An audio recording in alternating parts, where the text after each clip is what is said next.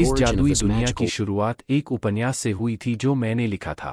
सब कुछ तब शुरू हुआ जब मुझे एक पाठक का ईमेल मिला जो मेरे उपन्यास को रूपांतरित करना चाहता था, काफी समय बाद जब मैंने इसे अपडेट करना बंद कर दिया था। जब मैंने सहमति दी तो अचानक मैं अपने उपन्यास की दुनिया में पहुंच गया और मेरे चेहरे पर एक सवालिया निशान था। 2 हफ्तों बाद मैंने इसमें ढलना शुरू किया। यही वो 2 हफ्ते थे जब मैंने यकीन किया कि मैं सपना नहीं देख रहा, बल्कि अपने ही उपन्यास में एक छोटे से किरदार के रूप में पुनर्जन्म ले लिया हूं। काफी सोचने के बाद मैंने अंदाजा लगाया कि वापस जाने का रास्ता मुख्य कहानी का पालन करना होगा। जैसे ही मैं उस जगह पहुंचा जहां मैंने अपडेट करना बंद किया, कहानी खत्म हो जाएगी और मुझे वापस आने का मौका मिल सकता है। लेकिन कहानी की लंबाई को देखते हुए इसमें लगभग 10 साल लगेंगे। इस दुनिया में कई तरह के खतरे हैं, इसलिए मैंने उस स्कूल में जाने का फैसला किया जहां इस शरीर का संबंध है। यह स्कूल द क्यूब अकादमी है जो नायकों को ट्रेनिंग देता है, और यही मेरी कहानी का मुख्य सेटिंग है। कई विशेष प्रतिभाओं वाले छात्रों में से सिर्फ कुछ ही एलीट द क्यूब के छात्र बन सकते हैं। क्योंकि इस शरीर का मूल मालिक इसमें शामिल हो सका, उसमें जरूर कुछ खास गुण होंगे। हालांकि मुझे छोटे किरदारों की प्रतिभा के बारे में नहीं पता, लेकिन मैं कुछ मदद करने की उम्मीद करता हूं।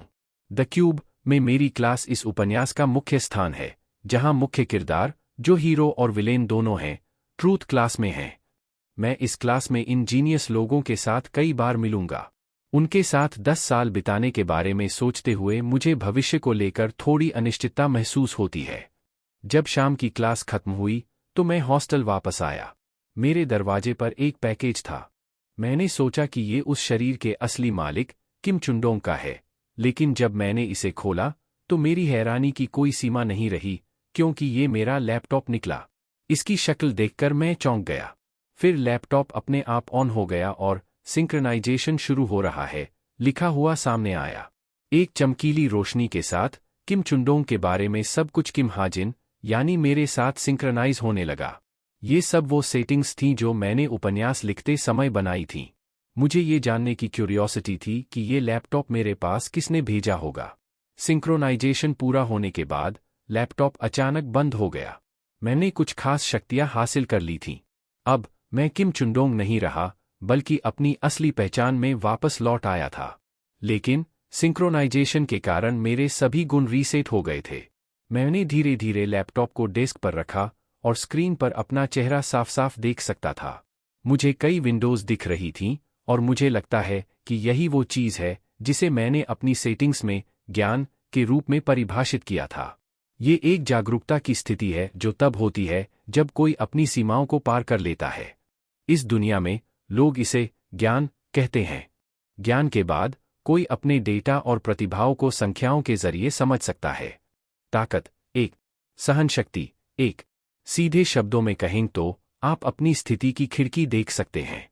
जब मैंने अपनी क्षमताओं को रीसेट किया तो मेरे मूल्य किम चुंडोंग के मुकाबले काफी कम थे।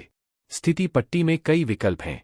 नव शिक्षार्थी विचार, एक प्रतिभा के लिए 10,000 SP खर्च किए जा सकते हैं।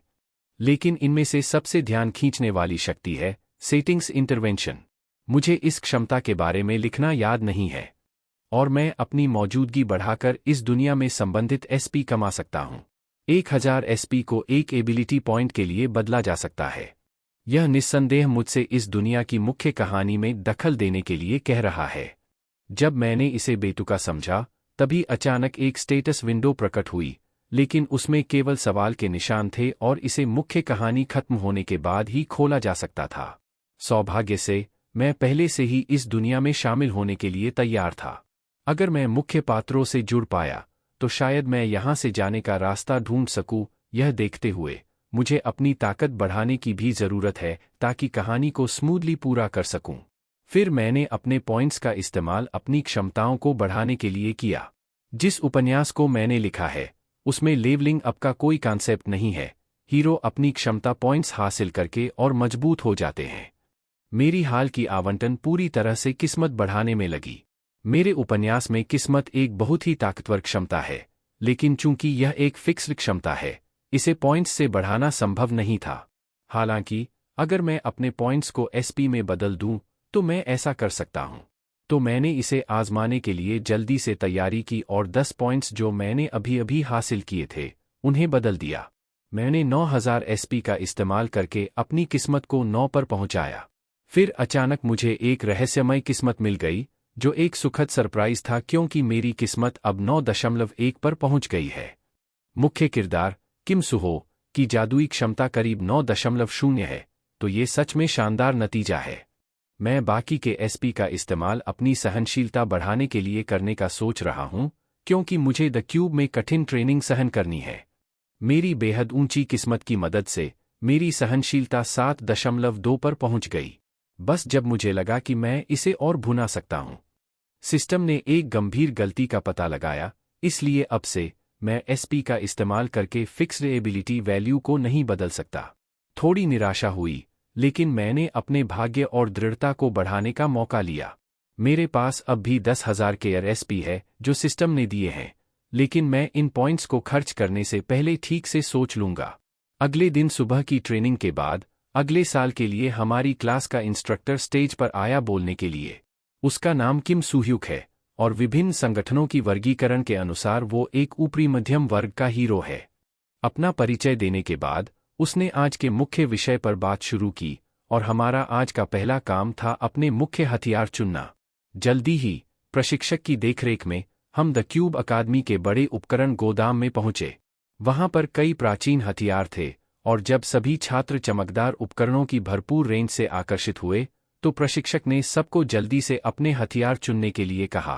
एक बार जब मुख्य हथियार चुन लिया जाता है तो उसे कम से कम 6 महीने तक इस्तेमाल करना जरूरी होता है, फिर उसे बदला जा सकता है। छात्रों ने अपनी अपनी ज़रूरतों के हिसाब से पसंदीदा हथियार चुने और उपकरणों का गोदाम हर तरह के हथियारों से भरा हुआ था। मुख्य पात्रों को अपने हथियार चुनते हुए देखना बड़ा मज़ेदार था। फिर मैंने भी अपने लिए एक सही हथियार ढूंढने की कोशिश की। मेरी मौजूदा क्षमताओं के हिसाब से मैं उन हथियारों का इस्तेमाल नहीं कर पा रहा था जो बाकी छात्र इस्तेमाल कर रहे थे। इसके अलावा मुझे उन तलवारों और चाकुओं से कोई परिचय नहीं था, इसलिए मेरी चयन प्रक्रिया बिल्कुल स्पष्ट थी। एक ऐसा हथियार जो मुझे जल्दी समझ में आ जाए और दूसरा ऐसा जो मैं अपने पहले की दुनिया में देख चुका था।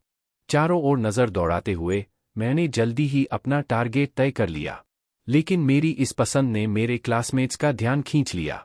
फुसफुसाहटें सुनकर इंस्ट्रक्टर बस आगे देखने लगे, क्योंकि उन्होंने जो हथियार मैंने चुना था वो देखकर वो हैरान थे। मैंने एक छोटा हैंडगन उठाया था। कई लोग तो हंसने से भी नहीं बच सके। इंस्ट्रक्टर भी उलझन में थे। उन्हें यह जानने की क्यूरियोसिटी थी कि मैंने अपने पिछले मिलिट्री स्कूल में क्यों एक तलवार का इस्तेमाल किया था। इस पर मैंने ठंडे दिमाग से कहा कि मैं एक अलग हथियार पर स्विच करना चाहता था। ये सुनकर इंस्ट्रक्टर ने और कुछ नहीं कहा। क्यूब अपने छात्रों की सभी पसंदों में उनकी स्वतंत्रता का समर्थन करता है, लेकिन नतीजे की परवाह किए बिना हमें अपनी जिम्मेदारी खुद लेनी चाहिए। कुछ लोगों को पहले से ही शक था कि मैं ध्यान खींचने की कोशिश कर रहा हूं, और कुछ लोग साइमुलेटेड ड्यूल्स के दौरान मुझे सबक सिखाने के लिए तैयार हो रहे थे, ताकि मुझे हथियारों के बीच का फर्क दिखा सकें। इस पर मैं भी हेल्पलेस था।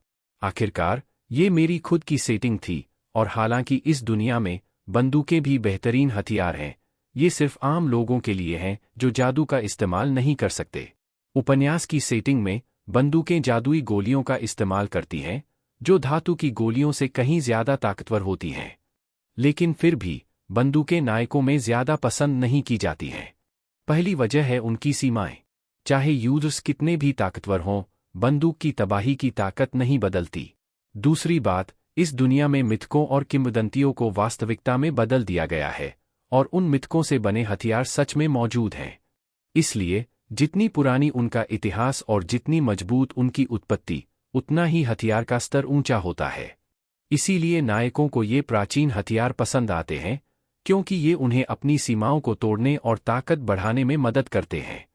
लेकिन इन सब का मुझसे कोई लेना देना नहीं है, क्योंकि मैं किसी मंगा का हीरो नहीं हूं, और न ही मैंने सच में तलवार जैसी हथियारों का इस्तेमाल किया है।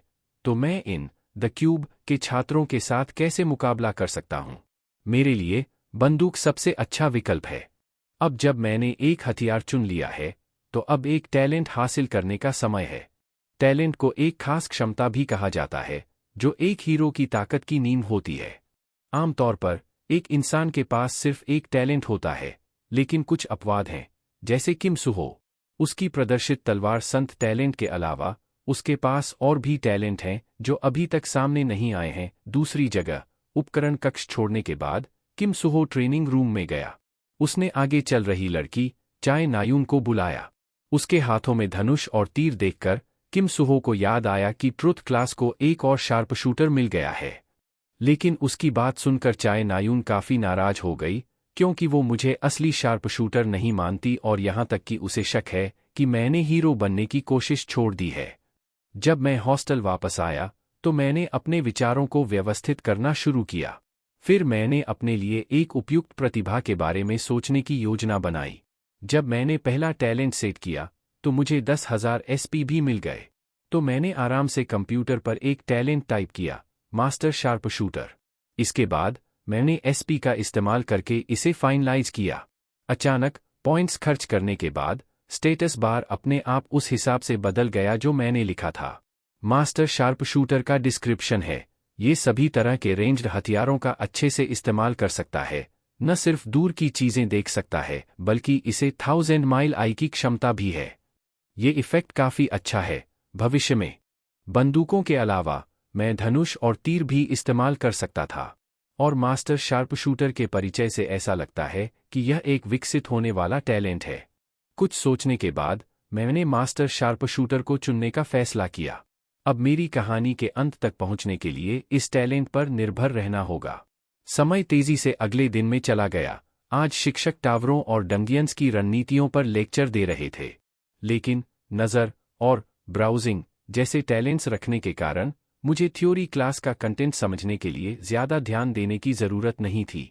ऑब्जर्वेशन और ब्राउजिंग की वजह से मैं अपने नज़र के दायरे में लोगों को देख सकता हूँ, यहाँ तक कि उनके स्मार्टवॉच की जानकारी भी देख सकता हूँ और बिना किसी माध्यम के कभी भी कंप्यूटर की जानकारी पढ़ सकता हूँ। क्लास के बाद टीचर ने सबको याद दिलाया कि रिव्यू करना मत भूलना, क्योंकि जल्दी ही एक लिखित परीक्षा होने वाली है। जैसे ही टीचर गईं, चाय नायून ने शिकायत की कि हमें ये सारी थ्योरी क्यों पढ़नी पड़ रही है। क्या हमें असली लड़ाई में अपने कौशल नहीं दिखाने चाहिए? ऐसा लगता है कि उसकी बातें सच हो गईं। अगले ही सेकंड सच की क्लास के दरवाजे खोले गए और ये पता चला कि इंस्ट्रक्टर सबको 20 मिनट में चौक पर इकट्ठा होने के लिए बुला रहे हैं। ये सुनकर चाय नायून बेहद खुश हो गई। जैसे उसने सोचा था, इंस्ट्रक्टर सबको प्रैक्टिकल ट्रेनिंग में भाग लेने के लिए भेज रहे थे। ट्रेनिंग ग्राउंड पर पहुंचकर इंस्ट्रक्टर ने ज्यादा बातें नहीं की और तुरंत टीम बनाने शुरू कर दिए। हर टीम में 4 सदस्य थे और न्याय के लिए कम रैंक वाले छात्रों को उच्च रैंक वालों के साथ जोड़ा गया। इसके अलावा ये ग्रुप्स मध्यावधि परीक्षा तक बने रहेंगे।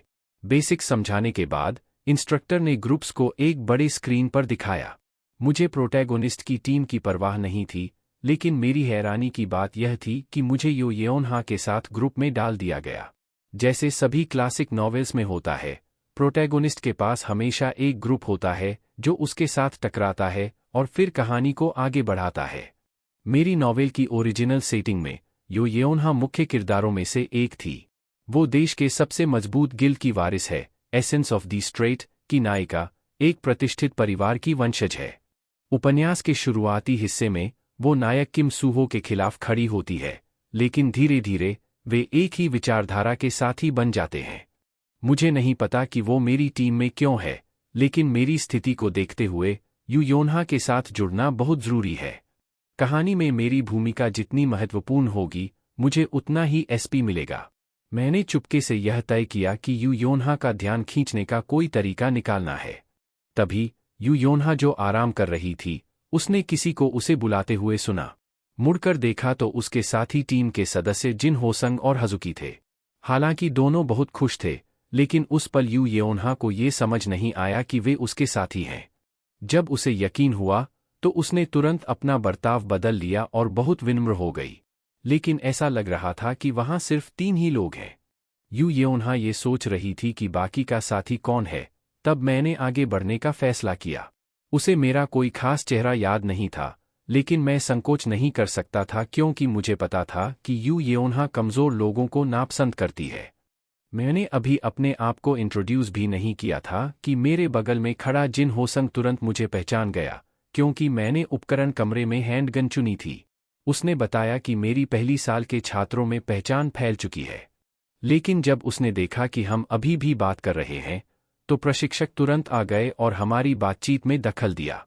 उसने हर टीम को जिन मॉन्स्टर्स को मारना था, उनके कोऑर्डिनेट्स उनके स्मार्ट वॉच पर भेज दिए और आज का प्रैक्टिकल ट्रेनिंग औपचारिक रूप से शुरू हो गया।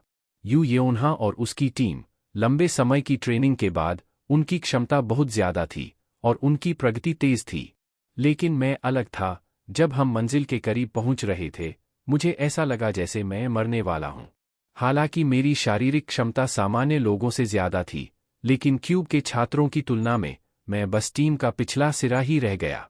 जब हम समुद्र के किनारे पहुंचे, तो हम ट्रेनिंग एरिया के 8वें समुद्र तट पर पहुंचे। इस इलाके का मांसाहारी जीव था काला हम्प ऑक्टोपस, जिसकी क्रूरता पर कोई सवाल नहीं था। जब मैं भी वहां पहुंचा, तो यू योन्हा ने एक लड़ाई की योजना बनाई। ब्लैक हम्प ऑक्टोपस एक निम्न मध्यम स्तर का मॉन्स्टर है, लेकिन इसकी खुद की आक्रमण शक्ति ज्यादा मजबूत नहीं है। असली बात यह है कि इसके सिर पर एक ट्यूमर है जो 10 छोटे ऑक्टोपस निकाल सकता है। ये छोटे ऑक्टोपस भयानक खून चूसने की क्षमता रखते हैं, जो कि उनका सबसे घातक हिस्सा है। हज़ुकी और जिन होसंग ने सोचा कि इन 10 ऑक्टोपस को जल्दी निपटाने के लिए यह काम मुझे, एक धनुर्धारी के रूप में, सौंपना बेहतर होगा। लेकिन यू येओन्हा ने असहमति जताई। उसने खुद छोटे ऑक्टोपस से निपटने की जिद की, जबकि जिन होसंग और हज़ुकी ने अपनी ताकत बचा कर रखी। ब्लैक हम्प ऑक्टोपस में खुद को ठीक करने की जबरदस्त क्षमता होती है, और इसे मारने के लिए एक ही वार में इसके जानलेवा हिस्से पर हमला करना जरूरी था। यू येओन्हा का प्लान साफ था, मुझे ट्रेनिंग से बाहर रखना। आदेशों का पालन करते हुए, जिन होसियुंग ने एक बड़े चट्टान पर जोर से खटखटाया, पहले तो उस मॉन्स्टर को किनारे की ओर लाने के लिए। ये योजना सफल रही। किनारे पर इंसानों को देखकर ब्लैक हम्प ऑक्टोपस तेजी से तैरकर आया। यू येओन्हा ने वार करने के लिए तैयारी कर ली। ब्लैक हम्प ऑक्टोपस, जो करीब आया, बिल्कुल नहीं छिपा और तुरंत अपने सिर से खून चूसने वाले ऑक्टोपस को छोड़ दिया। ये छोटे छोटे दानव कितने तेज थे! जब जिन होसंग ने अटैक देखा, तब भी वो बच नहीं सका। लेकिन भाग्य से यू येओन्हा ने समय पर योजना के मुताबिक काम किया, और उसकी लाठी ने हर एक ऑक्टोपस को खत्म कर दिया। यू येओन्हा ने ये सब इतना आसान बनाया, जैसे कोई मेहनत ही न की हो। ये सब देखकर जिन होसंग पूरी तरह से समझ गया कि यू येओन्हा को द क्यूब के नए छात्रों में 7वां स्थान क्यों मिला है। यू येओन्हा का धन्यवाद करके उसने जल्दी से युद्धभूमि से हटने का फैसला किया, जबकि यू येओन्हा ने असली मुकाबले को अस्थायी तौर पर संभाल लिया। जैसे ही उसने ब्लैक हम्प ऑक्टोपस के टेंटेकल से हमले को टाला, मैंने एक मौके का फायदा उठाने का सोचा। अचानक एक लचीला छोटा ऑक्टोपस यू येओन्हा के पीछे आ गया। अगर हज़ुकी ने इसे समय पर देख लिया होता, तो भी दूरी बहुत कम थी। उस पल यू येओन्हा समय पर बच नहीं पाई। लेकिन यू येओन्हा के आश्चर्य के लिए, एक गोली की आवाज के साथ खतरा तुरंत टल गया। शूटर मैं ही था, जो दूर नहीं खड़ा था। मास्टर शार्प शूटर की ताकत से मेरी हैंडगन कभी भी चूकने के करीब नहीं थी। यू येओन्हा हैरान थी कि जिस किम हाजिन को उसने हमेशा कम समझा था, उसने एक नाजुक मौके पर उसकी मदद की। हज़ुकी और जिन होसंग भी ये नहीं मान पा रहे थे कि मेरी मदद कितनी सही समय पर आई। यू येओन्हा तो पहले से ही जिद्दी थी, कह रही थी, क्या मैंने तुमसे नहीं कहा था कि कुछ मत करो? लेकिन वो अपनी बात पूरी कर पाती, तभी ब्लैक हम्प ऑक्टोपस ने फिर से हमला कर दिया। इस बार ऑक्टोपस पहले वाली जानकारी से अलग थे, क्योंकि अब सिर्फ 10 नहीं थे, बल्कि दर्जनों हो गए थे, जिनसे यू येओन्हा भी निपट नहीं पा रही थी। मुझे इस बात से कोई घबराहट नहीं हुई। भले ही कई सारे दानव थे, लेकिन वो ज्यादा चालाक नहीं थे, और उनकी हरकतें पकड़ना आसान था। ये पल मेरे कौशल दिखाने का सबसे बढ़िया मौका था, क्योंकि मेरे मास्टर शार्प शूटर के पास एक खास स्किल थी, बुलेट टाइम। इससे समय की धारा 3 सेकंड के लिए धीमी हो जाती थी। अब मुझे बस ये करना था कि जल्दी से हर खून चूसने वाले ऑक्टोपस पर निशाना साधूं। 3 सेकंड ज्यादा लंबे नहीं होते। यू येओन्हा और बाकी लोगों की नज़र में ये तो बस कुछ सांसों का खेल था। लेकिन जब उन्होंने पीछे मुड़कर देखा, वे अचानक पाते हैं कि कई सारे ऑक्टोपस को एक चलनी में ढेर सारा गोली मारा गया है। सब कुछ इतना चौंकाने वाला होने के बावजूद यू येओन्हा ने जल्दी ही युद्धभूमि की स्थिति को समझ लिया। छोटे ऑक्टोपस के बिना ब्लैक हम्प ऑक्टोपस की कमजोरी अब छिपी नहीं रही। एक ही पल में उसकी लाठी निकली और ब्लैक हम्प ऑक्टोपस की कमजोर जगह पर कसकर लिपट गई। इसी बीच यू योन्हा ने अपने साथियों को हमले के लिए तेजी से उकसाया। हज़ुकी और जिन होसंग ने 1 सेकंड की भी देरी नहीं की और मॉन्स्टर के सिर पर कूद पड़े। अगले पल दोनों ने अपनी जादुई ताकत का प्रदर्शन किया और उनकी शक्तिशाली संयुक्त हमले के कारण ब्लैक हम्प ऑक्टोपस को मौके पर ही खत्म कर दिया गया। सच क्लास टीम 5 का असली मुकाबला मिशन ऐसे ही पूरा हो गया। जब मैंने देखा कि सब कुछ आखिरकार सुलझ गया है तो मैंने और मेहनत नहीं की और लेट गया। बुलेट टाइम का इस्तेमाल पहली बार करने से मेरी सारी ऊर्जा लगभग खत्म हो गई थी। जब मैंने सुना कि टीम 5 का कुल समय 58 मिनट और 58 सेकंड है तो यू येन्हा बहुत निराश नजर आई, क्योंकि यह परिणाम सिर्फ 16वें नंबर पर आया। यह तब हुआ जब यू येन्हा कक्षा में वापस आई और बड़े स्क्रीन से सभी टीमों के समय की पुष्टि की। तब उसे एहसास हुआ कि उसने कुछ गलत नहीं सुना था। हालांकि अकादमी व्यक्तिगत स्कोर को अलग अलग गिनती थी क्योंकि ड्रोन पूरे कोर्स की शूटिंग कर रहे थे, लेकिन उसे जो बात सबसे ज्यादा खटक रही थी वो थी चाय नायून से फिर से हार जाना। नायून की टीम चौथे नंबर पर थी। जब यू येन्हा द क्यूब अकादमी में आई तो उसने शुरू से ही चाय नायून को पीछे छोड़ने का फैसला किया था, लेकिन पहले ही ट्रेनिंग सत्र में वह हार गई। यू येन्हा के लिए यह स्वीकार करना और भी मुश्किल था कि पास में एक लड़का लगातार चाय नायून को देख रहा था।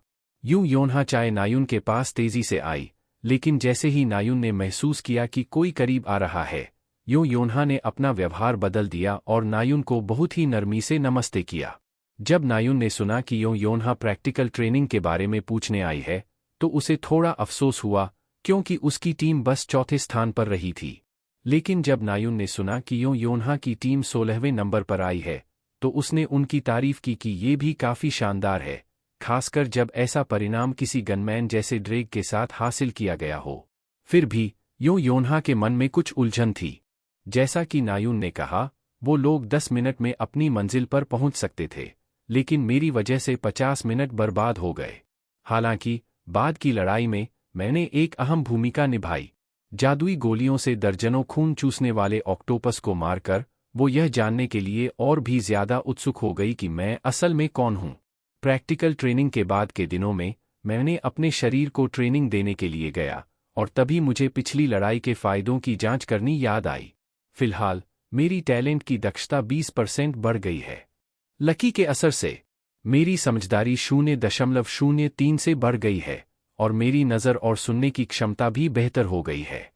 भविष्य में मेरी संवेदनात्मक क्षमताएं और बढ़ेंगी। इस बीच यू येन्हा की कहानी में शामिल होकर मैंने कई 100 SP भी कमाए। इस दौरान एक्सरसाइज करने से मेरी कई क्षमताएं सुधार गईं। हाल ही में जो कुछ भी हासिल किया है उसका जायजा लेने के बाद मैंने आज की ट्रेनिंग खत्म कर दी। शाम को छात्रावास के शानदार इलाके में यू येन्हा अपने कंप्यूटर को देखते देखते देर रात तक जागती रही। यह जो सामग्री थी वो मेरे ट्रेनिंग के दौरान का प्रदर्शन था। उसने इसे बार बार देखा और आखिरकार एक चौंकाने वाली संख्या पर पहुंची। मैंने सिर्फ 3 सेकंड में अपने हैंडगन से 60 जादुई गोलियां चलाई थीं। यू येन्हा को सोचने लगी कि क्या सच में कोई इंसान 1 सेकंड में 20 बार ट्रिगर दबा सकता है, या फिर मेरे हैंडगन में बर्स्ट फायर बटन है। उसने मुझे पूरी रात देखा और मेरे बारे में बहुत सारी संदिग्ध बातें पाई। इतनी शानदार लड़ाई के प्रदर्शन के बावजूद और उसके कई टैलेंट्स से परिचित होने के बावजूद उसने पहले कभी मेरा नाम नहीं सुना था। इस समय शिन जोंगहाक, जो दिन भर चाय नायून को घूर रहा था, ने उसे एक संदेश भेजा। शिन जोंगहाक ने पूछा कि वो क्या कर रही है, तो यू येन्हा खुशी खुशी बोली कि वो फुटेज का रिव्यू कर रही है। उसकी हैरानी की बात यह थी कि उसने उसके टीम के बंदूकधारी के बारे में भी जिज्ञासा दिखाई। चूंकि द क्यूब का प्रैक्टिकल ट्रेनिंग पूरी तरह से रिकॉर्ड किया जाता है, इसलिए अकादमी और बाहरी बड़े संगठनों के लोग इसे देख सकते हैं। यू येन्हा के साथ एक ही टीम में होने की वजह से कुछ लोग हमारी टीम के प्लेबैक भी देख रहे थे, लेकिन अब ज्यादा लोग हमारी टीम के प्रदर्शन पर ध्यान देने लगे थे। फोकस फिर भी मुख्य पात्र किम सुहो पर था, जिसमें क्रिएटर्स के पवित्र अनुग्रह की डिप्टी गिल्ड मास्टर यून सियोंग भी शामिल थीं। वो किम सुहो की बहुत बड़ी फैन थीं, उनके बेहतरीन तलवारबाजी और अद्भुत काटने की ताकत से प्रभावित होकर। उन्हें पता था कि देश के टॉप गिल्ड उसे भर्ती करने के लिए आपस में मुकाबला करेंगे और वो भी इससे अलग नहीं थीं। ऐसा साफ सुथरा, धूप से भरा और हैंडसम टैलेंट यून सियोंग किसी भी हाल में अपने गिल्ड में शामिल करना चाहती थीं। लेकिन जब उसने प्रैक्टिकल ट्रेनिंग का फुटेज देखना जारी रखा तो उसने देखा कि एक स्टूडेंट बंदूक चला रहा है। असिस्टेंट ने कमेंट किया कि यू योन्हा के चलते बहुत लोगों ने उस वीडियो को देखा है और इस बंदूकधारी ने भी काफी चर्चाएं शुरू की हैं। सिर्फ एक हैंडगन के सहारे उसने अविश्वसनीय नतीजे हासिल किए हैं। असिस्टेंट ने यून सियुंगा को यह भी बताया कि द क्यूब में आने के बाद मैंने अपनी मुख्य हथियार को तलवारों से बदलकर हैंडगन कर लिया। यह सुनकर यून सियुंगा को तुरंत समझ में आ गया कि मुझे जरूर ज्ञान प्राप्त हुआ होगा। पहले भी कुछ ऐसे मामले हुए हैं जहां किसी ने ज्ञान हासिल करने के बाद अपनी पहले से चलती फिरती मुख्य हथियार को अपनी प्रतिभा के मुताबिक किसी और हथियार से बदल दिया। 17 साल की उम्र में ज्ञान प्राप्त करना उसके लिए काफी तेजी से हुआ। अफसोस की बात यह है कि अगर मुख्य हथियार एक आग्नेयास्त्र था तो उसे वो उतना आकर्षक नहीं लगा। आखिरकार समय के साथ साथ आधुनिक हथियारों के नुकसान और भी स्पष्ट हो जाएंगे। समय तेजी से बीत गया और 3 दिन बाद अकादमी ने एक नया प्रशिक्षण मॉड्यूल पेश किया। इस बार ये एक सिम्युलेटेड डुएल था जो आमतौर पर जोड़ी में होता है और इसमें खास ट्रेनिंग के लिए बनाए गए हथियार होते हैं जो ज्यादा चोट नहीं पहुंचाते। लेकिन पहले साल में एक इंसान इसका अपवाद था। फिर शिक्षक ने जोर से मुझे उठने के लिए कहा, लेकिन तब तक मैं 18 बार पूरी तरह से हार चुका था। दूसरों के उलट मेरा विपक्षी अकादमी के शिक्षकों में से एक था। वजह ये थी कि ट्रेनिंग के लिए बंदूकें अभी बन रही थीं और असली बंदूकें इस्तेमाल करने से पहले साल के छात्रों को आसानी से चोट लग सकती थी।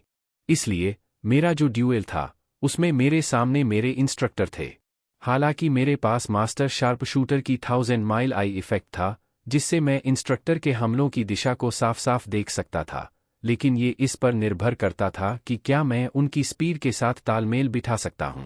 ट्रेनिंग के बाद मैं पूरी तरह से थक गया था। जैसे ही मैं एक कोक पीने और आराम करने वाला था, मैंने यू योन्हा को देखा। हमारी पिछली अनुभवों को देखते हुए हमारी पहली छाप एक दूसरे पर अच्छी नहीं थी। हालांकि वो एक ऐसा किरदार थी जिसे मैंने खुद बनाया था। उसका गुस्सा वाकई में भयानक था। लेकिन अचानक मुझे याद आया कि मैंने यू योन्हा के लिए जो सेटिंग्स लिखी थीं, तो मैंने सोचा कि क्यों न चेक कर लिया जाए कि वो सही हैं या नहीं। मैंने यू योन्हा को बुलाया और फिर उसकी तरफ एक कोक का कैन फेंक दिया। वो थोड़ी चौंकी और उसे मेरी मंशा समझ नहीं आई, लेकिन उसने इंस्टिंक्टिवली कोक को पकड़ लिया। जब उसे समझ आया कि क्या हो रहा है, तो यू योन्हा ने सोचा कि क्या ये एक चुनौती थी। इस पर मैंने कहा कि पिछली ट्रेनिंग में उसे फायदा हुआ था और ये एक अच्छी भावना का इशारा था। हालांकि मेरा एक और मकसद भी था। ये एक टेस्ट था कि मैं नायक समूह के सदस्यों से बात करके कितने एसपी हासिल कर सकता हूं। मेरी बातें सुनकर यू योन्हा ने धीरे से अपने बालों को छुआ और फिर कोक मेरी तरफ फेंक दी, कहकर कि ऐसा मत करो जैसे हम एक दूसरे को अच्छे से जानते हैं। ये मेरे लिए उनका पहला चेतावनी था। इसके तुरंत बाद यू योन्हा मुड़ी और चली गई। लेकिन चलते चलते अचानक उसे लगा कि कुछ गड़बड़ है। यू योन्हा को लगा कि उसका हैंडबैग भारी हो गया है, इसलिए उसने रुककर उसे खोला। अंदर एक और कोक की कैन थी जो मैंने अभी अभी उसके बैग में डाला था। गुस्से में उसने पहले तो इसे कचरे के डिब्बे में फेंकने का सोचा, लेकिन चारों ओर देखकर और किसी को न देखकर उसने तय किया कि कोक बेगुनाह है और इसे वापस अपने बैग में रख लिया। बेशक मैंने ये सब देखा। ये भी उसके कैरेक्टर सेटिंग का हिस्सा है जो मैंने उसके लिए बनाया है। यू योन्हा को कोक, बर्गर और ऐसे ही खाने पसंद हैं, लेकिन अपनी अहंकार के चलते वो कभी भी ये दूसरों के सामने नहीं दिखाती। मुझे यह उम्मीद नहीं थी कि यू योन्हा के बारे में एक कम जाने पहचाने सेटिंग और उसके साथ कुछ बातचीत करने से मुझे सिर्फ 4 एसपी ही मिलेंगे, जो मैंने अभी अभी उसके बैग में डाला था। गुस्से में उसने पहले तो इसे कचरे के डिब्बे में फेंकने का सोचा, लेकिन चारों ओर देखकर और किसी को न देखकर उसने तय किया कि कोक बेगुनाह है और इसे वापस अपने बैग में रख लिया। बेशक मैंने ये सब देखा। ये भी उसके कैरेक्टर सेटिंग का हिस्सा है जो मैंने उसके लिए बनाया है। यू योन्हा को कोक, बर्गर और ऐसे ही खाने पसंद हैं, लेकिन अपनी अहंकार के चलते वो कभी भी ये दूसरों के सामने नहीं दिखाती। मुझे यह उम्मीद नहीं थी कि यू योन्हा के बारे में एक कम जाने पहचाने सेटिंग और उसके साथ कुछ बातचीत करने से मुझे सिर्फ 4 एसपी ही मिलेंगे। ऐसा लग रहा है कि मुझे अभी भी मुख्य कहानी में शामिल होना पड़ेगा ताकि मैं कुछ बड़ा बदलाव ला सकूं। कहानी का अगला हिस्सा है एक जिन का नेशनल वेपन म्यूजियम पर हमला। जिन उस इंसान को कहते हैं जिसने एक शैतान के साथ एक संधि की है, अपनी आत्मा को बड़ी शक्ति के बदले में बेच दिया है। यह घटना भी जिन के द्वारा एक हत्या के प्रयास के कारण हुई। मजे की बात यह है कि नायक समूह म्यूजियम की विजिट पर था और वो जिन के साथ उलझ गया, जिससे उन्हें किम सुहो में भी दिलचस्पी होने लगी। लेकिन इस बार सिर्फ किम सुहो और चाय नायुन ही एक्ट करेंगे, क्योंकि शुरुआती जिन्स थोड़े कमजोर हैं। मेरे लिए ये अच्छी खबर है, क्योंकि मुझे इस कहानी के हिस्से में पूरी तरह से शामिल होने का मौका मिल रहा है। पहले मुझे एक मौका ढूंढना है ताकि वो मुझे भी म्यूजियम ले जा सकें। इसी दौरान इंस्ट्रक्टर ने मुझे जल्दी से हॉस्टल लौटने के लिए कहा। ये सुनकर मैंने जल्दी से अपना कंप्यूटर पैक किया और निकल पड़ा। जो मैंने नहीं देखा वो ये था कि उसी समय मेरे कंप्यूटर पर अचानक एक ईमेल आया। जल्द ही जो मौका मैं ढूंढ रहा था वो आया।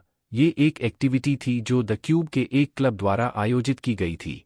यह क्लब, जो छात्रों द्वारा चलाए जाते हैं, में कई तरह की गतिविधियां होती हैं, जैसे कि अकादमिक और मार्शल आर्ट्स। यहाँ द क्यूब में 100 से ज्यादा क्लब हैं। क्लब की गतिविधियों में भाग लेना सिर्फ आत्मविकास का एक तरीका नहीं है, बल्कि यह छात्रों के बीच बातचीत का एक मौका भी है। आज मैं जिस क्लब में शामिल हो रहा हूँ उसका नाम है ट्रैवल क्लब। इसका कारण ये है कि मुख्य समूह के सदस्य भी इस क्लब में शामिल हुए हैं। कई टॉप पहले साल के छात्रों को एक साथ देखकर अच्छा लग रहा है। सीनियर सदस्य जो क्लब का हेड है वो थोड़े कांप रहे हैं, लेकिन थोड़ी देर में खुद को संभालकर वो उन्हें किम सुहो और बाकी लोगों से मिलवाते हैं। ट्रैवल क्लब का मकसद आराम करना है, इसलिए वो महीने में लगभग 2 बार पोर्टल का इस्तेमाल करके द क्यूब से बाहर घूमने निकलते हैं। नए सदस्यों का स्वागत करने के लिए आज का ट्रैवल डेस्टिनेशन नज़दीक का, यानी द क्यूब के पास की बेहद हलचल भरी एस सिटी चुनी गई है। इस हिस्से से कहानी वैसी ही लग रही है जैसी मैंने पहले लिखी थी। जैसे ही कहानी आगे बढ़ती है, मुझे शामिल होने के लिए और ज्यादा मौके मिलेंगे। मैंने सोचा कि थोड़ा बहुत शामिल होकर आसानी से एसपी कमा लूंगा, लेकिन सीनियर मेंबर ने कहा कि हम ड्रा के लिए ग्रुप में बंट जाएंगे, जो मुझे हैरान कर गया। क्या मैंने कहानी को गलत याद किया? जो चीज़ मुझे और भी ज्यादा चौंका गई वो ये थी कि मुझे एक बार फिर से यू येओन्हा के साथ उसी ग्रुप में डाल दिया गया। उसने मुझे बिना हिचकिचाहट के बता दिया कि उसके और मेरे लिए अकेले काम करना ही सही रहेगा। स्वाभाविक रूप से मैंने सहमति दे दी, क्योंकि मैं जब आया था तो अकेले काम करने का ही इरादा था। जल्द ही हम एस सिटी वेपन्स म्यूजियम पहुंच गए। यहाँ द क्यूब से भी ज्यादा तरह के हथियार थे और जगह पर लोगों की भीड़ लगी हुई थी। चाय नायुन को वहां एक धनुष और बाण से भी लगाव हो गया। चूंकि वह यहाँ थी, इसका मतलब था कि किम सुहो आसपास ही होंगे। जैसे ही मैंने उनके पास जाने की कोशिश की, किम सुहो ने मुझे देखा। मैंने अपना परिचय दिया, मैं किम हाजिन हूँ, और उनसे बातचीत शुरू की। मेरा नाम सुनकर उन्हें याद आया कि मैंने तो पिस्तौल चुनी थी।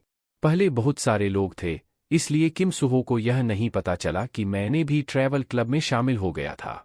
उसने बताया कि पास में एक हथियारों की प्रदर्शनी हॉल था और पूछा कि क्या मैं उसे देखने चलना चाहूँगा। लेकिन मैं कुछ बोल पाता, तभी म्यूजियम से एक जोरदार झटका महसूस हुआ। उसके बाद इमरजेंसी ब्रॉडकास्ट आया, म्यूजियम के आसपास में राक्षस नजर आ गए हैं। बार बार के ऐलान ने अंदर मौजूद लोगों में डर पैदा कर दिया। जब बाहर से दिल दहला देने वाली चीखें आने लगीं, तो सब लोग घबरा गए और भागने लगे। उस हंगामे में एक छोटी बच्ची एक्सीडेंटली गिर गई, लेकिन तभी किसी ने एक प्रदर्शनी को बचाने वाले कांच को तोड़ दिया। अचानक आई तेज आवाज ने सबको चुप कर दिया और सभी चा नेयून के इस काम से हैरान रह गए। किम सुहो, जिसने अभी अभी छोटी लड़की को बचाया था, उसे भी ये उम्मीद नहीं थी कि वो अचानक ऐसा कर देगी। आखिरकार चा नेयून ने बोलना शुरू किया।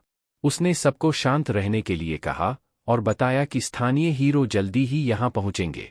अगर वे अभी भागे तो बस दरिंदों का खाना बन जाएंगे। ये कहकर चा नेयून ने प्रदर्शनी की अलमारी से एक हथियार उठा लिया। उस पल म्यूजियम का सुरक्षा सिस्टम तुरंत सक्रिय हो गया और निकास के दरवाजे बंद हो गए।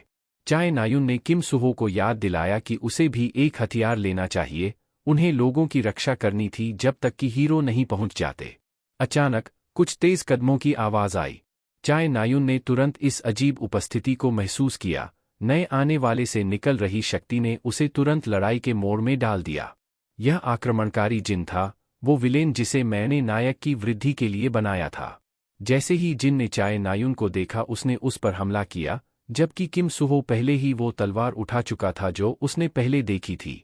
असली कहानी के मुताबिक किम सुहो की ताकत उसे आसानी से संभाल लेनी चाहिए थी। अगले पल दोनों की टक्कर हुई, लेकिन नतीजा मेरी सोच से परे था। जिन ने किम सुहो को हवा में उड़ा दिया। मेरे पास घायल किम सुहो को देखकर मैं एक पल के लिए स्टन रह गया, क्योंकि कहानी का ऐसा मोड़ नहीं आना था। मैंने तो इस तरह की कहानी नहीं लिखी थी। उपन्यास में हालांकि किम सुहो शुरुआत में अपनी ताकत छिपाता है और उसे कमजोर समझा जाता है। जब उसने अपनी रुकावटें हटाई तो उसने जिन को कुचल दिया। लेकिन अब किम सुहो, जो अपनी ताकत छुपा रहा था, एक ही वार में जिन से सीधे घायल हो गया। जब मैंने और चाय नायुन ने पूछा तो किम सुहो ने कमजोर आवाज में कहा कि वो ठीक है, लेकिन उसकी हालत अच्छी नहीं थी। मुझे उसके लिए समय खरीदने का तरीका ढूंढना था, और चाय नायुन पहले से ही किम सुहो के सामने खड़ी हो गई थी। जिन ने उसके तीरों से बचने की भी कोशिश नहीं की। 10 से ज्यादा तीर चलाने के बाद चाय नायुन ने समझा कि भले ही उसके हमले लगे, जिन को कोई दर्द महसूस नहीं हो रहा था। ये कोई खास क्षमता नहीं थी, न ही ये कोई पुनर्जनन प्रभाव था। चाय नायुन ने समझ लिया कि जिन सिर्फ अपनी इच्छा शक्ति से इस नुकसान को सहन कर रहा है।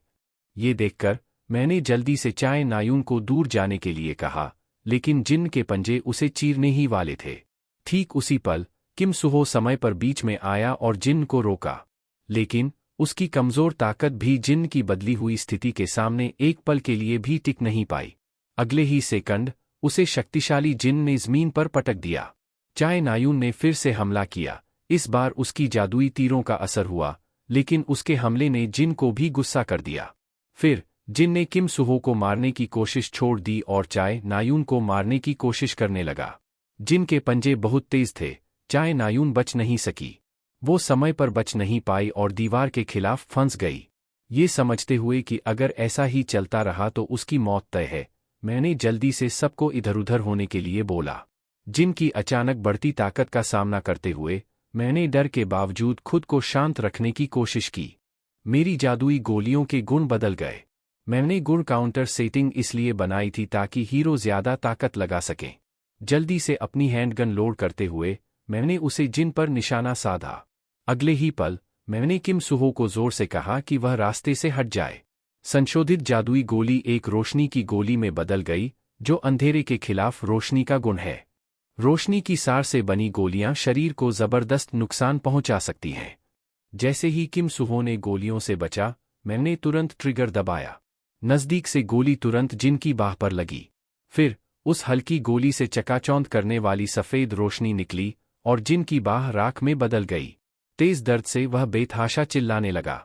जिन के पंजों में फंसी चाय नायुन इस तरह से बच गई और मैंने किम सुहो के लिए कुछ समय खरीद लिया। जब उसने अपना स्वॉर्ड सेंट मोड सक्रिय किया तो किम सुहो का अंदाज बिल्कुल बदल गया। उसकी जादू ने उसकी हथियार पर भयानक लपटों की शक्ल ले ली और जिन को अचानक एहसास हुआ कि शायद अब उसकी मौत करीब है। तलवार के संत की जादू ने दुनिया में किसी भी चीज को काटने की ताकत रखी और इस बार लड़ाई सच में खत्म हो गई।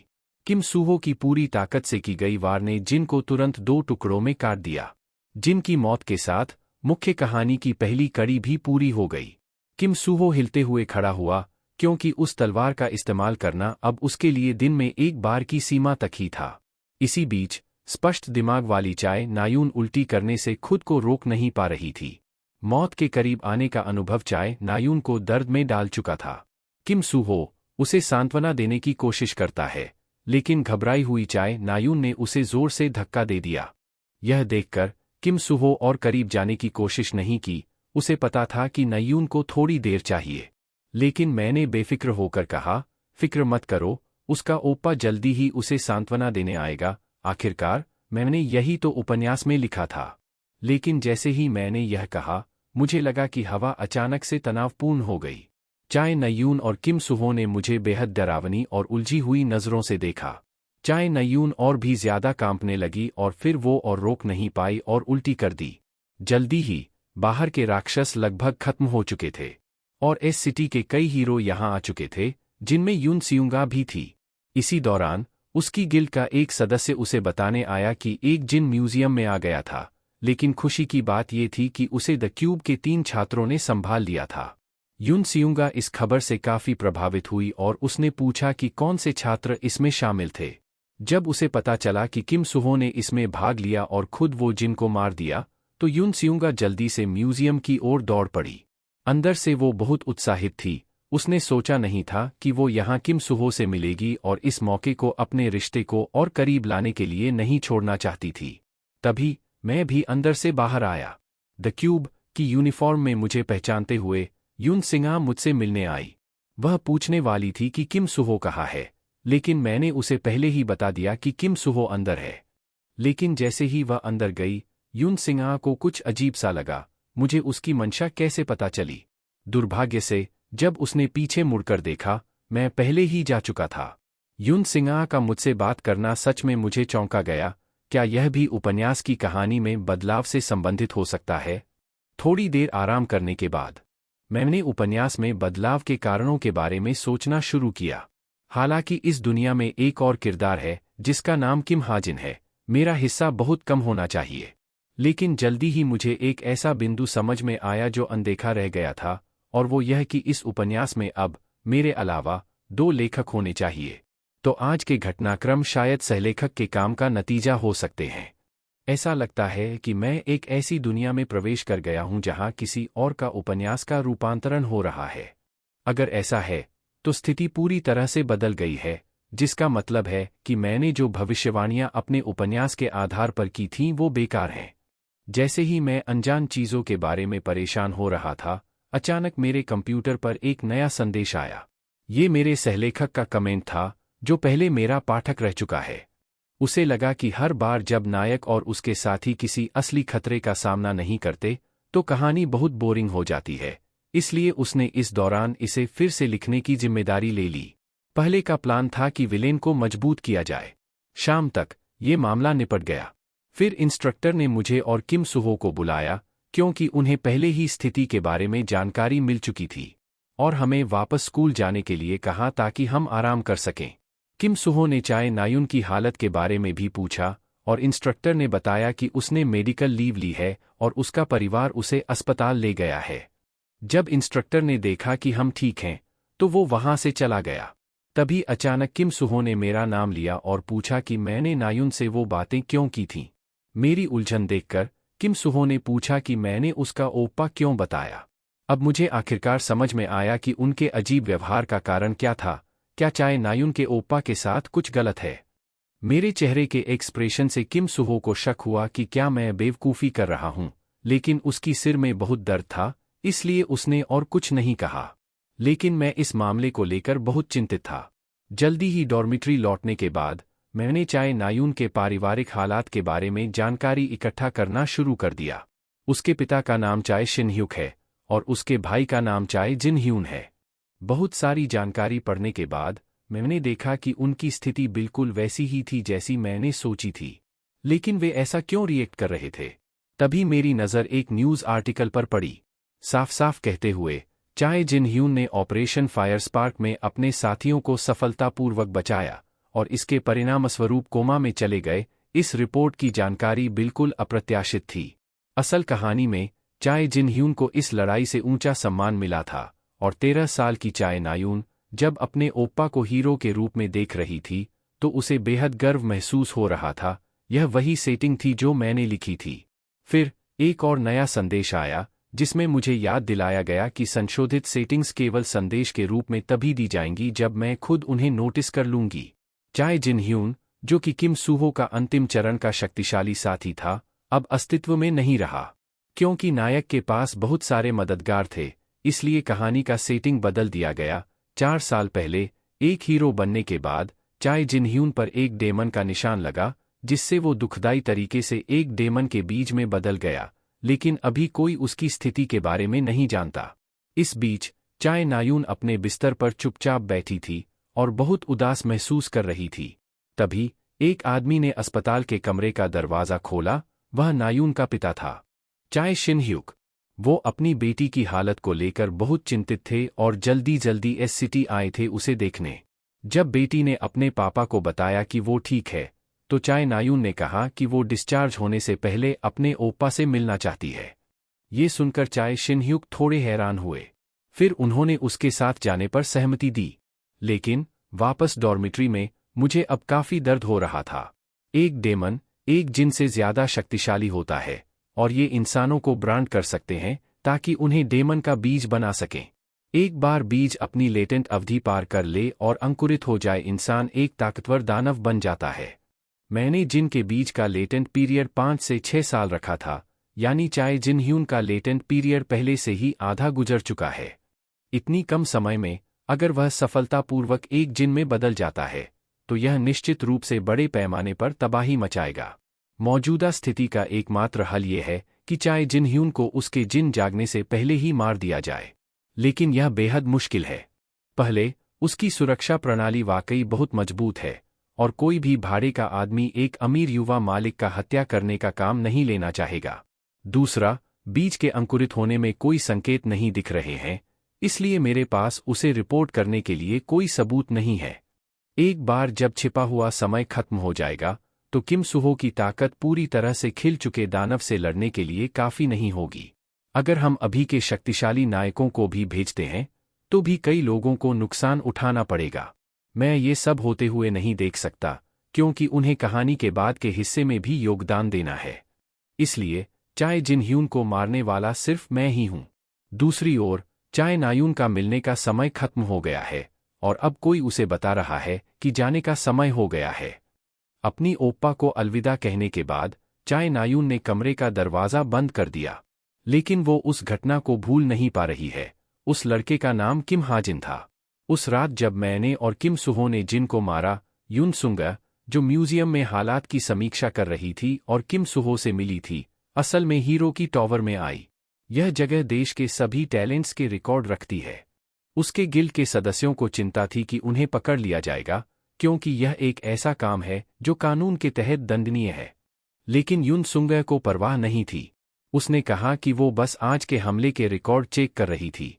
यून स्यूंग वहां इसलिए आई क्योंकि उसे दृश्य में जिन के शव पर लाइट एट्रीब्यूट मना मिला। ऐसे व्यक्ति का अस्तित्व जिन्स के लिए निश्चित रूप से एक दुश्मन होगा, इसलिए उसे इस व्यक्ति को ढूंढकर अपनी गिल्ड में शामिल करना होगा। जल्द ही वीडियो देखने के बाद यून स्यूंग ने पुष्टि की कि जिसे वह खोज रही थी, वह उन 3 द क्यूब के छात्रों में से एक थी जिन्होंने जिन को मार डाला। लेकिन वह पहले से ही किम सुहो और चै नयून पर नजर रख रही थी और बाकी का व्यक्ति यून स्यूंग ने पहली बार सुना। लेकिन किम हाजिन का नाम उसे परिचित लग रहा था। कुछ दिन बाद मैं स्कूल की गतिविधियों में पहले की तरह हिस्सा ले रहा था और हाल ही में मुझे एक नई बात का एहसास हुआ कि दूसरे लोग मेरी लैपटॉप नहीं देख सकते। इस वजह से मैं आराम से सबकी वर्तमान सेटिंग्स चेक कर सकता था। मेरे कंप्यूटर में एक नया फंक्शन भी आ गया है जो असली समय में सेटिंग्स में बदलाव को ऑटोमैटिकली डिटेक्ट कर सकता है।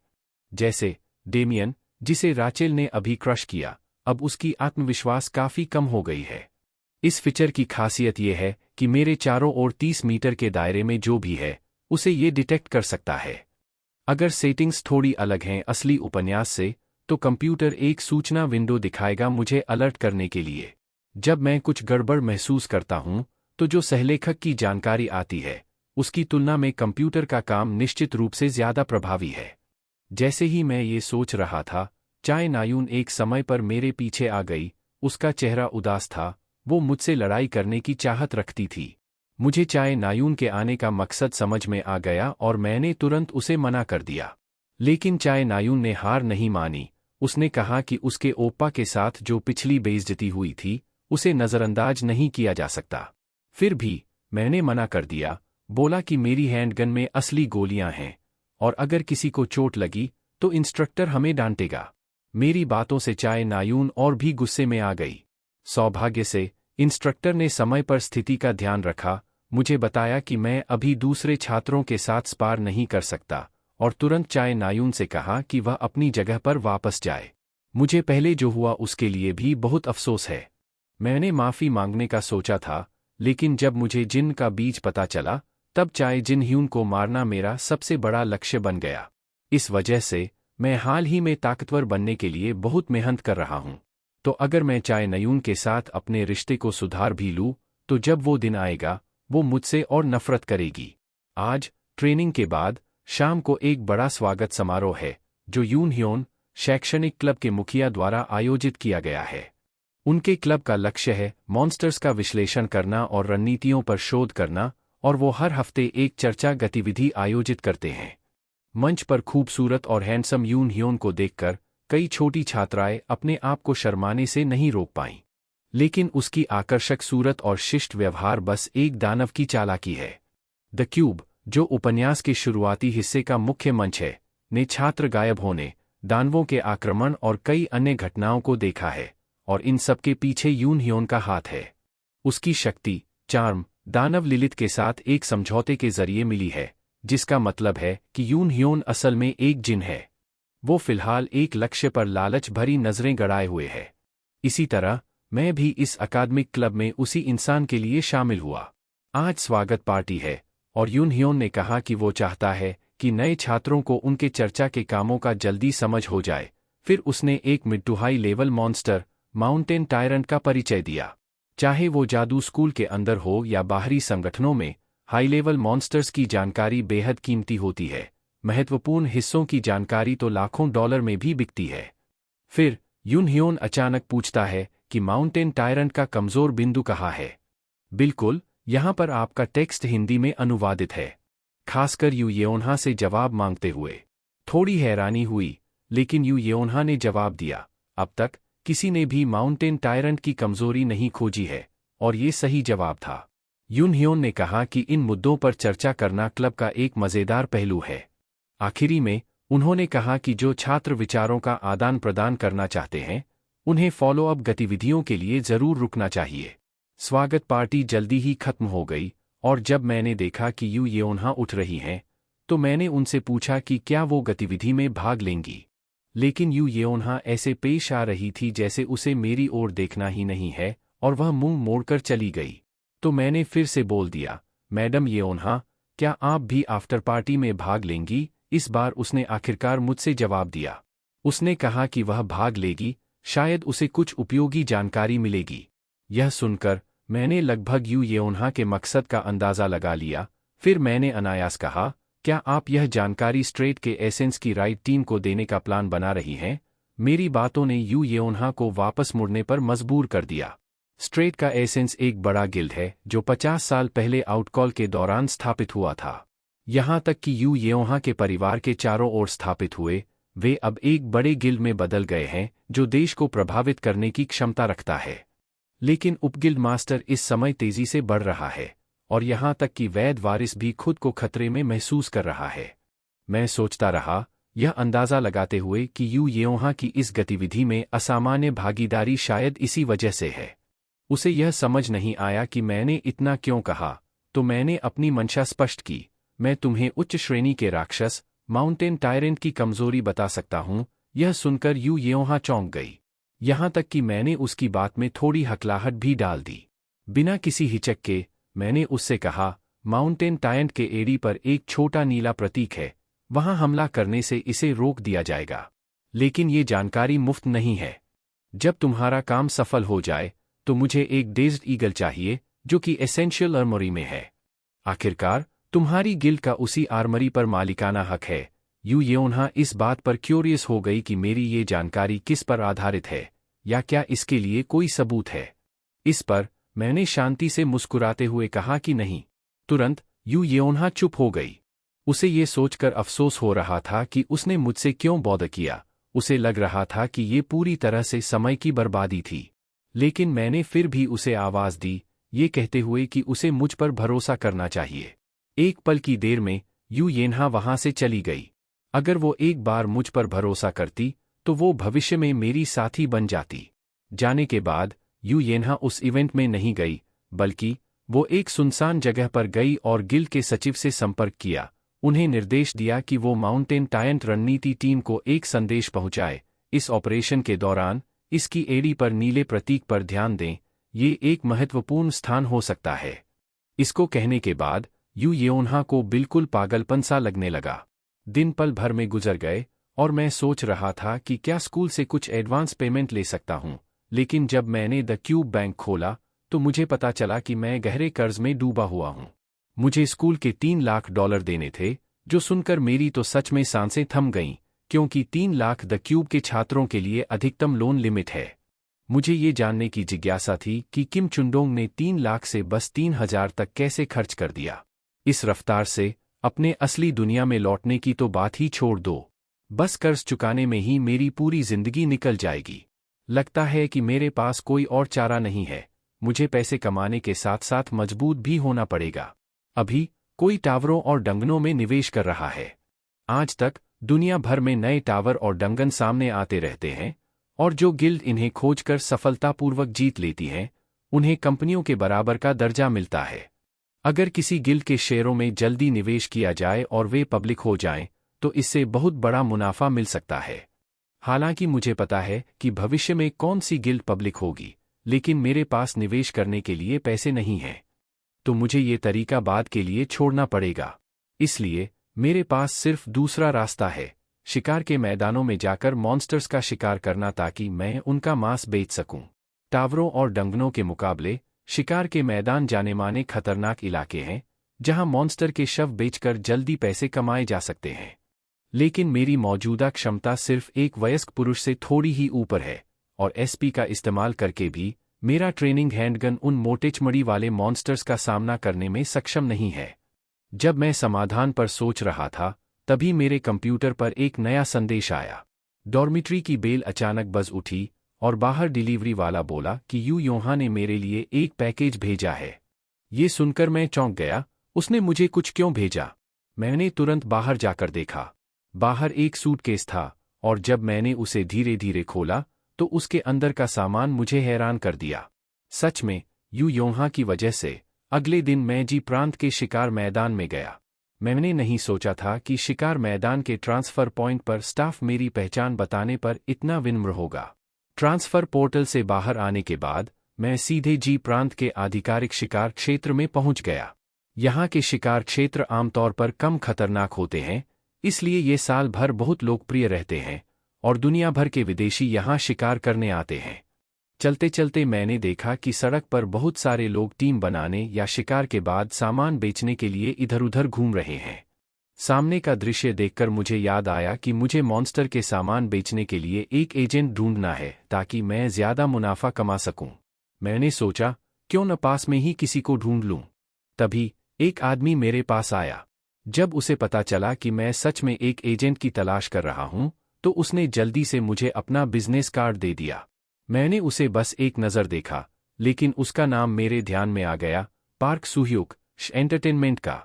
वो न केवल भविष्य में एच देश का सबसे अच्छा एजेंट बनेगा, बल्कि सबसे जरूरी ये है कि असली कहानी में वो किम सुहो का एजेंट था।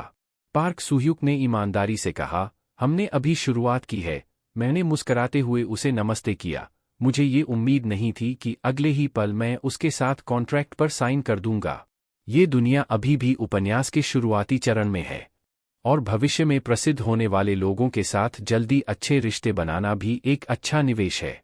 एक एजेंट मिलने के बाद मैंने शिकार पर जाना शुरू किया, और मेरी हैरानी की बात यह थी कि पार्क सुहीक भी साथ आ गए। आमतौर पर जिन एजेंट्स के पास गाड़ी नहीं होती, वे शिकार के मैदान के बाहर ही इंतजार करना पसंद करते हैं। रास्ते में उन्होंने एक हॉबगोब्लिन की पहचान सिर्फ एक पच्चीन से की, उसकी विशेषताएं और बाजार मूल्य बताई, लेकिन हॉबगोब्लिन की बाजार कीमत ज्यादा नहीं थी। फिर मैंने नीचे हमें दिख रहे स्टील के जंगली सुअर की ओर इशारा किया और पार्क सुहीक से उसकी कीमत के बारे में पूछा, जो अचानक सामने आकर उसे डराने लगा। फिर उसने मुझसे कहा कि शायद मैं इसे संभाल नहीं पाऊंगा, क्योंकि आम हथियार तो इसकी त्वचा को भी छेद नहीं सकते। ये सुनकर मैं खुशी खुशी कोशिश करने के लिए तैयार हो गया। जो माउंटेन टायरेंट की कमजोरी मैंने यो येओनहा को बताई थी, उसने वास्तव में मेरी जानकारी का पालन किया। कल मुझे नया हथियार, एक डेजर्ट ईगल मिला, जो उसने भेजा था, और मैंने एसपी का इस्तेमाल करके उसमें कुछ सेटिंग्स भी जोड़ी थीं। अगले ही पल मैंने बिना झिझक के स्टील के जंगली सुअर पर गोली चलाई, और वो गोली आसानी से उस मॉन्स्टर के शरीर में घुस गई। जमीन पर पड़े लोहे के जंगली सुअर को देखकर पार्क सुह्युक की आंखों में डिसबिलीफ था, और जो सेटिंग मैंने बनाई थी वो ये थी, जब भी डेज्ड ईगल दुश्मन को एक ही वार में मारता है तब उसकी तबाही की ताकत बढ़ती जाती है। मुझे नहीं पता था कि नया हथियार इतना अच्छा प्रदर्शन करेगा, जिससे मैं बहुत खुश हुआ। मेरी सटीक निशानबाजी ने तुरंत पार्क सुह्युक की तारीफ हासिल कर ली। मैंने उसे थोड़ी सी प्रतिक्रिया दी, लेकिन अगले ही पल मैं पलटा और फिर से फायरिंग करने लगा। पार्क सुह्युक को समझ नहीं आया कि मैं ऐसा क्यों कर रहा था। उसने एक रेस्क्यू टीम के लिए पैसे देने की बात की ताकि वो लोग आकर हमें ले जा सकें, और वो मुझे कल पेमेंट देने वाला था। ये सुनकर मैं पूरे भरोसे के साथ मामला पार्क सुह्युक के हाथ में छोड़ दिया और तय किया कि मैं आगे सिर्फ उसके साथ ही काम करूंगा।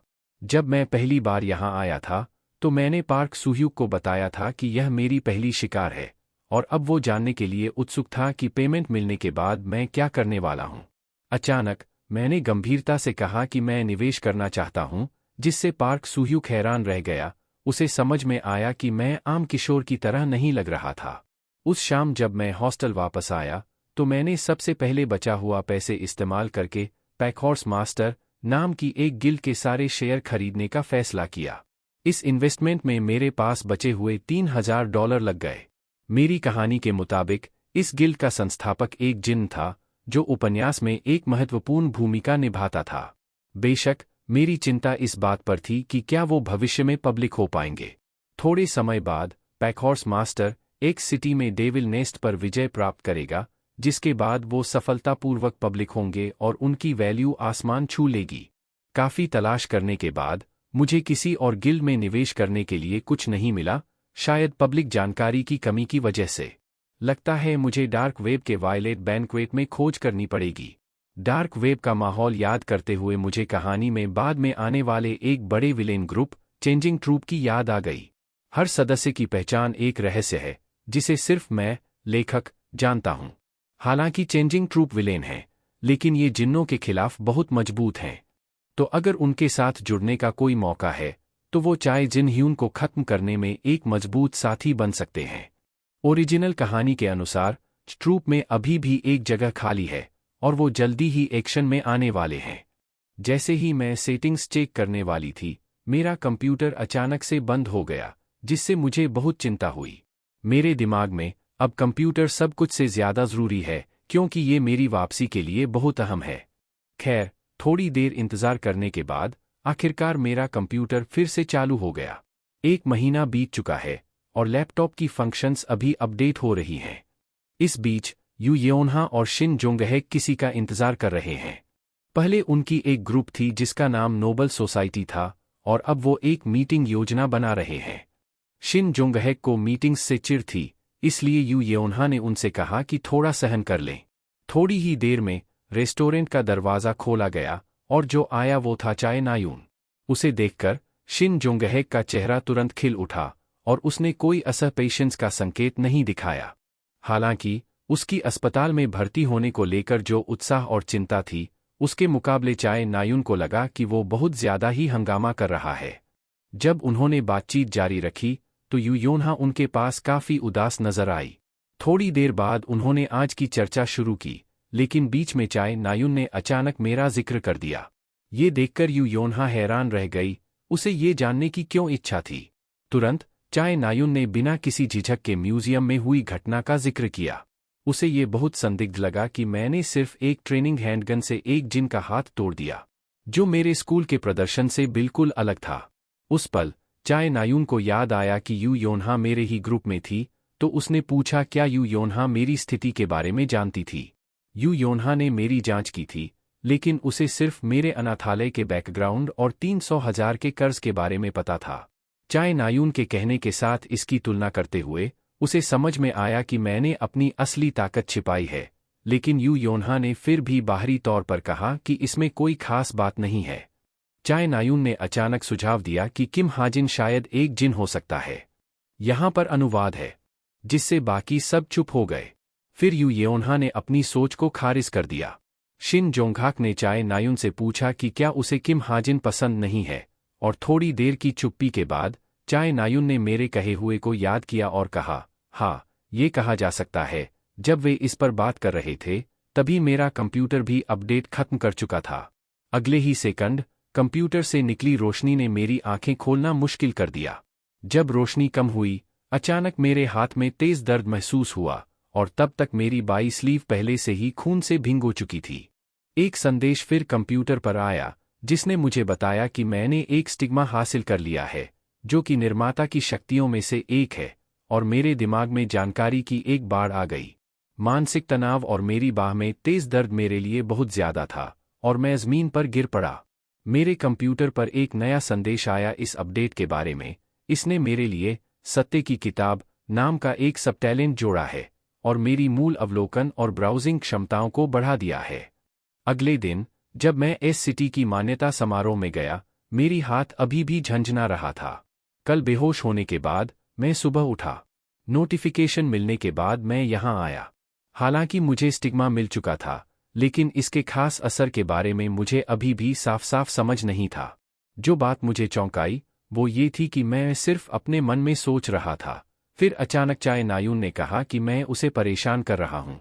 ऐसी परेशानी वाली बात सुनकर मैं चुप रह गया। फिर मैंने शांति से चाय नायून से कहा, तुम्हें ये नहीं भूलना चाहिए कि मैंने कुछ दिन पहले तुम्हारी जान बचाई थी। ये सुनकर वो और भी गुस्सा हो गई और बोली कि ये तो एक अलग मामला है, लेकिन हमारी बातचीत वाकई किम सुहो के लिए परेशान करने वाली थी, इसलिए उसने चाय नायून को दूर खींचकर जगह बदल ली। मेरे पास बैठने के बाद किम सुहो ने मुझे धन्यवाद दिया, ये समझते हुए कि अगर मैं उस दिन नहीं होता तो वो निश्चित रूप से जिन को नहीं हरा पाते, इसलिए वो बहुत आभारी था। मैंने इस पर कहा, अगर मैं वहां नहीं होता तो भी तुम लोग जरूर जीत जाते, शायद तुम और भी मजबूत शक्तियां जागृत कर लेते। आखिरकार किम सुहो मेरी कहानी का मुख्य पात्र है। उन मुश्किलों और खतरों का सामना करना उसकी ताकत हमेशा बढ़ती रहती है। थोड़ी देर इंतजार करने के बाद पुरस्कार वितरण समारोह आखिरकार शुरू हुआ। समारोह आधिकारिक तौर पर शुरू हुआ और पुरस्कारों के प्रस्तुतकर्ता थे यू शिह्युक, जो नायकों में 37वें स्थान पर थे। उन्हें वालहाला का भेड़िया कहा जाता है, एक उच्च रैंक का नायक। जब मेजबान ने पुरस्कार पाने वालों को मंच पर बुलाया तो हम तीनों ऊपर गए। यू शिह्युक ने सबसे पहले किम सुहो को पुरस्कार दिया और एक नज़र में ही उसे समझ आ गया कि क्यों इंडस्ट्री में सभी की नज़रें किम सुहो पर थीं। हालांकि जब वह प्रमाण पत्र सौंप रहा था, यू शिह्युक ने किम सुहो के कान में धीरे से कहा कि शायद किसी एसोसिएशन में शामिल होना बेहतर नहीं होगा और एक फ्री हंटर बने रहना ठीक रहेगा। वो जो हीरो की जिम्मेदारी होती है उसे सब कुछ समझते हैं और यू शिह्युक को यह सब बोरिंग लगता था। लेकिन किम सुहो ऐसा नहीं है कि आसानी से प्रभावित हो जाए। भले ही यह सब बोरिंग हो, वो फिर भी असली हीरो बनना चाहता है। ये सुनकर यू शिह्युक ने बेचारगी से साइड किया और कुछ नहीं कहा। जब चाय नायून की बारी आई तो उसने उसे देखा। चाय नायून ने ऑकवर्डली उसे मास्टर कहा, लेकिन यू शिह्युक ने कहा कि एक आर्चर उसकी शिष्य नहीं है। चाहे चाय नायून के पापा ने उसे देखने के लिए कहा, लेकिन यू शिह्युक को चाय नायून का तीरंदाज बनना में कोई दिलचस्पी नहीं थी। जब मेरी बारी आई तो यू शिह्युक थोड़े उलझन में थे, क्योंकि उन्होंने मेरा नाम तक नहीं सुना था। अनदेखी होने पर मुझे थोड़ी असहजता महसूस हुई, लेकिन शुक्र है कि जिन को बाहर करने पर अचानक 10,000 से ज्यादा का इनाम मिला, तो मैंने खुशी खुशी एक और खाना मना लिया। पुरस्कार समारोह के बाद मुझे 15,000 का इनाम मिला, जिससे मैं बहुत खुश था। यह पैसा पैकहॉर्स मास्टर गिल्ड के और शेयर खरीदने के लिए इस्तेमाल किया जा सकता था, लेकिन अभी के लिए चलो लैपटॉप के अपडेटेड फंक्शंस चेक करते हैं। सबसे पहले था स्टिग्मा, जो शायद वो घाव था जो कल मेरी कलाई पर आया था, शायद दूसरे लेखक द्वारा जोड़ा गया। स्टिग्मा की व्याख्या थोड़ी अस्पष्ट थी, बस इतना पता था कि जादू को अपनी मर्जी से मेरे दिमाग से नियंत्रित किया जा सकता है। जब मैंने इस बारे में थोड़ा सोचा तो मेरी कलाई पर स्टिग्मा अचानक आ गया, लेकिन इसके साथ दर्द भी था। रेस्तरां में चेक करना सुविधाजनक नहीं था, तो मैंने सोचा कि मैं वापस जाऊंगा और बाद में इसे कंफर्म कर लूंगा। अगली अपडेट में पता चला कि लैपटॉप का नेटवर्क एक्टिवेट हो गया है। मैंने क्लिक किया और देखा कि कई साइट्स हैं जिनका मैं एक्सेस कर सकता हूं, जो इस अपडेट का मुख्य फोकस लग रहा था। उनमें से एक थी वायलेट बैंकेट, जो एक बहुत ही प्रतिष्ठित प्राइवेट वेबसाइट है। यहाँ पर जानकारी, हथियार, इनाम और कॉन्ट्रैक्ट ट्रेडिंग मिलती है। लगभग हर हीरो ने अपने विकास में वायलेट बैंकेट का इस्तेमाल किया है। इस साइट पर ज्वाइन करने के लिए एक बड़ी फीस लगती है, लेकिन मुझे सिर्फ अकाउंट बनाने के लिए 200 एसपी की ज़रूरत है। जैसे ही मैं लॉग इन करने की कोशिश कर रहा था, यून स्यूंगा अनएक्सपेक्टेडली मेरे पास आई। उसने कहा कि जब पुरस्कार समारोह खत्म हुआ तो उसने देखा कि मैं गायब हूं और मुझे ढूंढने आई ताकि मुझे अपना बिजनेस कार्ड दे सके। यून स्यूंगा का बिजनेस कार्ड लेना बहुत महत्वपूर्ण था। इसका मतलब था कि यून स्यूंगा आधिकारिक तौर पर मुझे अपने गिल्ड में शामिल करना चाहती थी। जब वो बैठ गई तो उसने मुझसे एक सवाल पूछना चाहा। हालांकि यून स्यूंगा अपने आप को सार्वजनिक रूप से दोस्ताना दिखाती है, लेकिन मैं उसकी असली स्वभाव को अच्छी तरह से जानता हूं। वह एक मजबूत महिला है जो सर्वाइवल ऑफ द फिटेस्ट के सिद्धांतों पर विश्वास करती है। अभी भी, जब वह गर्मजोशी से टैलेंट को भर्ती कर रही है, अगर बाद में वो उसकी उम्मीदों पर खरे नहीं उतरते, तो यून सुंग बिना किसी हिचकिचाहट के उन्हें बाहर निकाल देगी। उसके साथ रिश्ता बनाना भविष्य के विकास के लिए बहुत फायदेमंद हो सकता है, लेकिन अभी नहीं। तो जब यून सुंग ने मुझसे पूछा कि मैंने जिन को कैसे हराया, तो मैंने तुरंत उसे मना कर दिया। यून सुंग, जिसे रिजेक्ट किया गया, ने फिर से अपनी पहचान बताई और फिर मुझमें रुचि जताई। यह सुनकर मैं थोड़ी उदासीन हो गया और फिर उसकी ध्यान देने के लिए धन्यवाद दिया। शायद यून स्यूंगा ने मुझे इसीलिए संपर्क किया क्योंकि उसने मुझे लाइट एट्रीब्यूट्स का इस्तेमाल करते हुए देखा था, लेकिन फिलहाल वो बस दिलचस्पी दिखा रही थी, इसलिए मैंने सोचा कि थोड़ी दूरी बनाकर रहूं ताकि उसका ध्यान मेरी तरफ ज्यादा खींच सकूं। यह सोचते हुए मैंने अलविदा कहने के लिए खड़ा हुआ और यून स्यूंगा, जो अभी भी कोई प्रतिक्रिया नहीं दे रही थी, बस मुझे जाते हुए देखती रही। डॉर्म लौटने के बाद मैंने तुरंत स्टिग्मा के खास प्रभावों की जांच शुरू कर दी। लैपटॉप ने बताया कि स्टिग्मा जादू मेरी इच्छा के अनुसार बदल सकता है और इसके इस्तेमाल से कोई थकान नहीं होती। स्टिग्मा का जादू आसानी से इस्तेमाल किया जा सकता है। तो मैंने सोचा कि स्टिग्मा का जादू एक छोटे से तलवार की शक्ल ले लेगा, और सच में अगले ही पल मेरे कलाई पर जो स्टिग्मा था वो चमकने लगा और मेरे हाथ में एक छोटी सी तलवार आ गई। लगता है स्टिग्मा की शक्तियां काफी मजबूत हैं। स्टिग्मा के अंदर का जादू कई तरह से इस्तेमाल किया जा सकता है। जब मैं अचानक इस दुनिया में आया था तो मुझे लगा था कि मैं जादू से कट गया हूं, लेकिन अब इस रूप में जादू का इस्तेमाल कर पाना अनएक्सपेक्टेड था। अब अगली चीज जो चेक करनी थी वो थी नई आई सच्चाई की किताब। स्टिग्मा की ताकत का इस्तेमाल करके मैंने जादू से सच की किताब को दिखाया। उसी वक्त एक मशीन की आवाज ने बताया कि इस किताब में सच है और जादू की सीमा में ये किसी भी सवाल का जवाब दे सकती है।